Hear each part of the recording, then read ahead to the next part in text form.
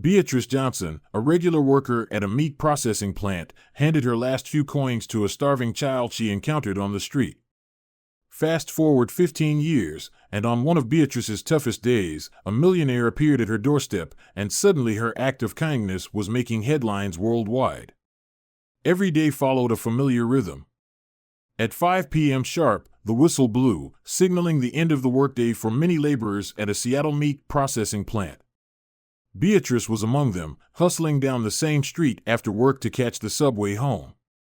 Her demanding job often left her completely drained. That day, a massive shipment of pork had arrived at the plant. Despite having power tools to assist with the cutting, Beatrice still had to manually move and shift a large amount of meat. Her arms trembled from the effort, but she pushed through until the task was completed. After such grueling days, Beatrice would hop on the subway and doze off for most of the journey home. Fortunately, her coworkers from the neighborhood were usually there to wake her up so she wouldn't miss her stop. But that day, she found herself alone in the subway car. If she nodded off, she risked waking up just 1 or 2 stops away, which would leave her with a 40-minute wait before she could finally rest, which was not something she looked forward to. Despite her worries, Beatrice drifted off to sleep on the subway. Suddenly, a deep and gentle voice startled her awake. "Ma'am, your stop is coming up, right?" Beatrice blinked, confused by the interruption. "It's your stop next, isn't it?" the man asked, lightly touching her shoulder. He quickly apologized for startling her. "I just had to say something so you wouldn't miss your stop."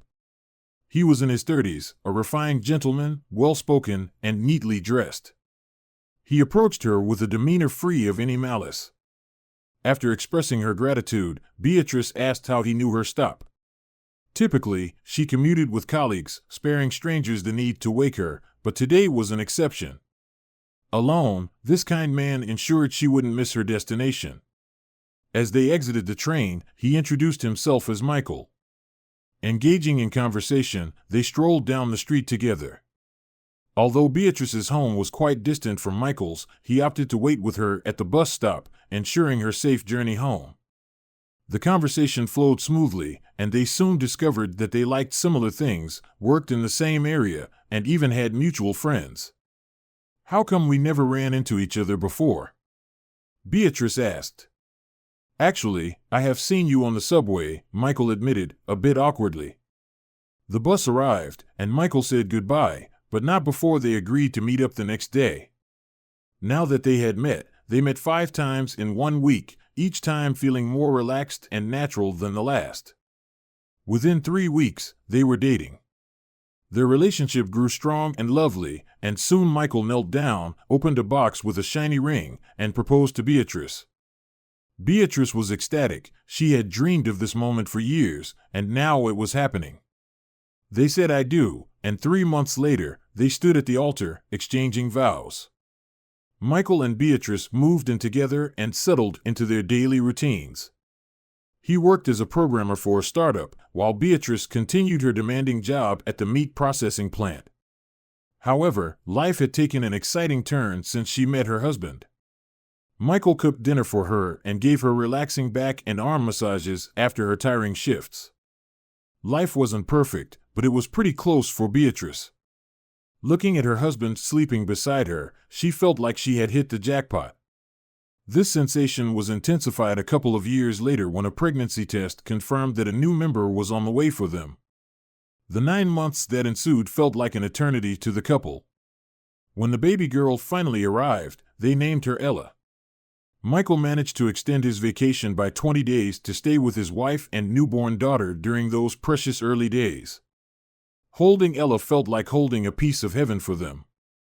She was a beautiful, healthy baby girl who brought even more brightness into her parents' lives. While Ella thrived, Michael began experiencing persistent headaches and chest pains, initially attributing them to stress. The discomfort persisted even after a month-long family vacation. Beatrice kept urging her husband to see a doctor, worried about a possible heart issue, but Michael shrugged it off, thinking he was too young for that. "It's probably just something I ate, maybe too much salt or something. But just to be safe, I'll start hiking, okay?" he said. The discomfort seemed to disappear when he started doing light evening runs. He could go for 3 or 4 days without feeling anything, but it was only a matter of time before it hit him unexpectedly again. Whether he was playing with Ella or just watching TV, he'd suddenly feel a sharp pain in his chest. "Michael, I'm really concerned. You need to go see a doctor," Beatrice urged, her nerves showing. But Michael dismissed it as dehydration and started drinking more water. "If the pain keeps up, I'll make an appointment with a cardiologist," he promised. 2 weeks later, when Michael woke up one Sunday morning, he felt dizzy and had a sharp pain in his chest, causing him to collapse back onto the bed, screaming and startling Beatrice and Ella, who were in the living room. Michael was in pain, holding his chest and unable to speak. Beatrice immediately called for an ambulance. At the hospital, the doctors told Beatrice that Michael was having an early-stage heart attack and needed to be watched closely because they didn't think the danger was over. His blood pressure was high, and he was unconscious. "Mommy, where's Daddy? Is he sick?" Ella asked. "Don't worry, honey, he'll be fine. Let's go get some ice cream in the park when he's better," Beatrice comforted her little girl. Beatrice had no idea what was coming, but she thought Michael was too young and fit to have heart troubles. She could only hope he'd bounce back soon and that the doctors would figure out what was wrong.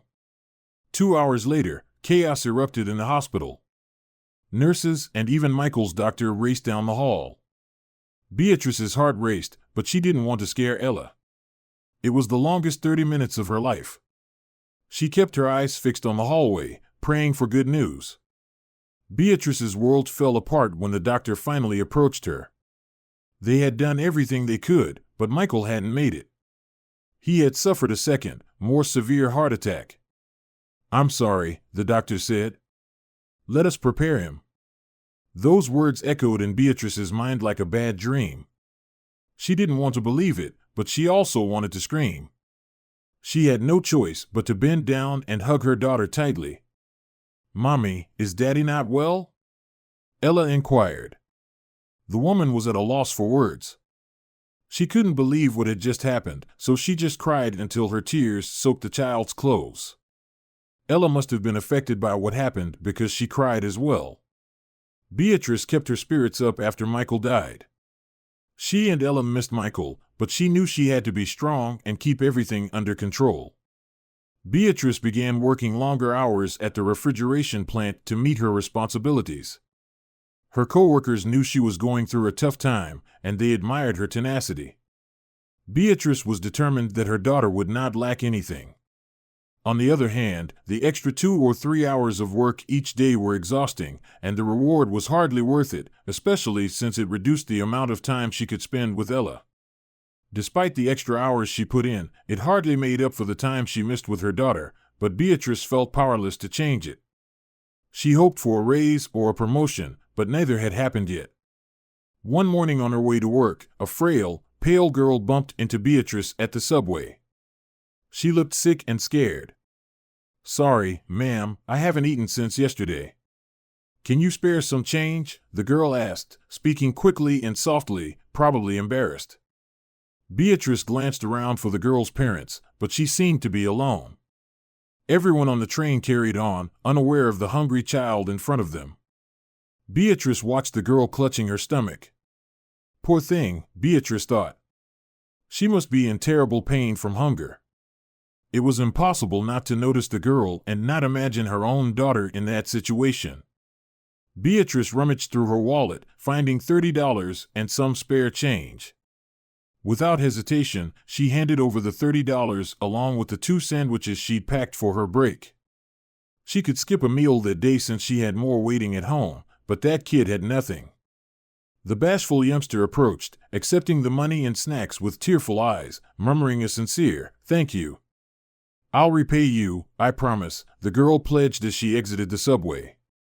Despite her growing hunger, Beatrice toiled diligently throughout the day. Sure, she could have treated herself to a snack from the cafeteria, but she had given all she had to that child. Whatever coins remained would suffice for her commute back home. Exhausted and famished though she was, Beatrice harbored no regrets. Instead, she spent the remainder of her day hoping for the girl's well-being. Lydia, the girl Beatrice encountered on the subway, faced a tough home life. Her parents battled substance abuse, often unaware of her presence. Despite the challenges, the little girl dared to dream of a brighter tomorrow. Unsure of the path forward, she clung to hope, and it paid off. 12 years later, Beatrice still punched in at the meat processing plant, but she'd climbed the ladder, snagging 2 promotions.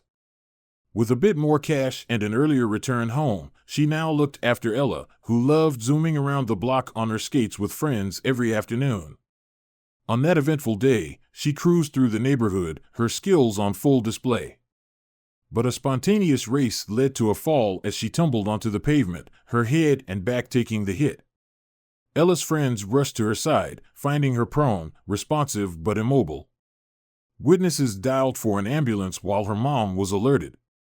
Beatrice, amidst her workday, got the call and sped to the hospital.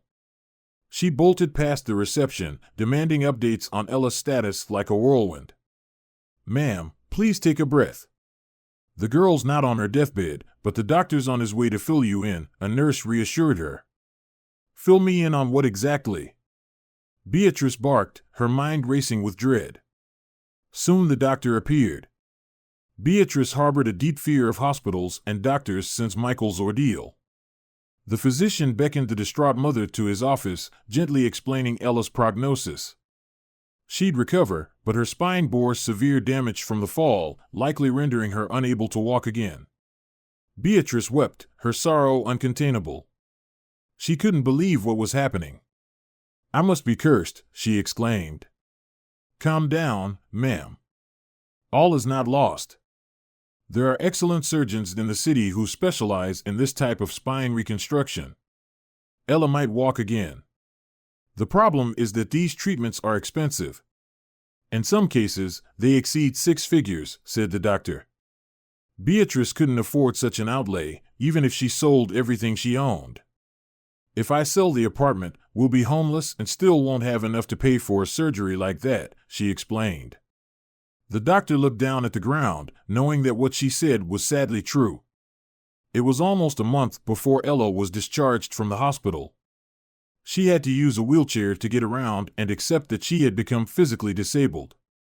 Just to stabilize her health, the hospital bill had been very high. This debt reduced Beatrice's ability to pay for more advanced care for her daughter. It took her years of scrimping and saving to keep up with the bills, provide ongoing care for her daughter, and chip away at the hospital debt. While Beatrice made sacrifices, Ella blossomed into a resilient young woman despite being confined to a wheelchair. Witnessing her daughter's silent struggle tugged at Beatrice's heartstrings, prompting her to launch an online fundraiser. The funds raised were earmarked for Ella's corrective surgery. Despite generating buzz on social media, the campaign fell short of its target, leaving Beatrice disheartened. While the money raised covered some medical tests, surgery remained out of reach. Beatrice felt defeated, believing there was nothing more she could do. Her daughter's fate seemed inevitable. There were moments when she found herself shedding tears in the restroom at her workplace, contemplating the missed opportunities her daughter would face due to their misfortune. Little did she realize, one of her past acts of kindness was on the brink of changing everything. On July 25, 2022, a knock came to Beatrice's door, just when she had lost all hope. Opening it, she found a well-dressed, attractive young woman standing there, a fancy car parked in the driveway behind her. "Hey, I bet you don't recognize me, but I owe you something," said the mysterious visitor, pulling out a wallet containing $30 and handing over the cash. She revealed her identity, and Beatrice instantly recognized her. The hungry, pale teenager had transformed into a healthy, beautiful woman in her 30s. Tears filled Beatrice's eyes as she embraced her guest and invited her in. The woman introduced herself as Lydia, a name Beatrice would always remember. She recounted how the snacks and money Beatrice had given her on the subway that day had saved her life. As Ella rolled into the room in her wheelchair, Lydia's attention immediately shifted to her. Lydia expressed her gratitude, reflecting on her journey from homelessness and hunger to becoming a successful young entrepreneur. Beatrice breathed a sigh of relief, witnessing the improvement in the girl's circumstances. "You must be blessed. You sure have all the light in the world," Beatrice remarked to Lydia. Lydia graciously thanked her, recalling a promise she had made years ago. She revealed that she had discovered Beatrice through the Ella fundraiser. "I recognized you as soon as I saw your picture, so I decided to come here myself to thank you for helping me when I needed it the most," Lydia explained. "The $30 you gave me at that time saved my life, so I'd like to support you and your daughter right now." Beatrice, upon hearing this, expressed her gratitude to Lydia, acknowledging any help offered, yet mentioning the surgery's hefty $350,000 cost and the potential need for ongoing fundraising efforts. "I'm sorry if I wasn't clear," Lydia said, holding Beatrice's hands. "You won't need more donations." Beatrice was momentarily stunned, then tears welled in her eyes. Her daughter's long confinement to a wheelchair had made the prospect of walking and running again seem like an impossible dream. Ella stayed quiet, processing the astonishing news. Could this generous stranger truly afford such a substantial contribution? Lydia spent the rest of the day with them, listening to their stories and ensuring that neither mother nor daughter lost hope. A few weeks later, Lydia began covering all of Ella's medical exams and therapies. Her operation went smoothly, taking place at a specialized facility in Seattle. The story gained attention from various TV channels, and Ella's progress was closely followed. Although the physical therapy sessions were agonizing, they paved the way for her eventual recovery and ability to walk again. Ella took her first unaccompanied steps after years in a wheelchair. Though she still required some aid, it was just a matter of time before she'd walk solo once more. Lydia held Beatrice's hands as she cried tears of disbelief. "Oh my God," she gasped, overjoyed. Ella strode without assistance, defying the odds after 9 months in a wheelchair. Her gait radiated confidence and purpose. Beatrice had never imagined that a simple past deed would bring her daughter's life back to normal. Occasionally, she pictured Michael observing the scene as well.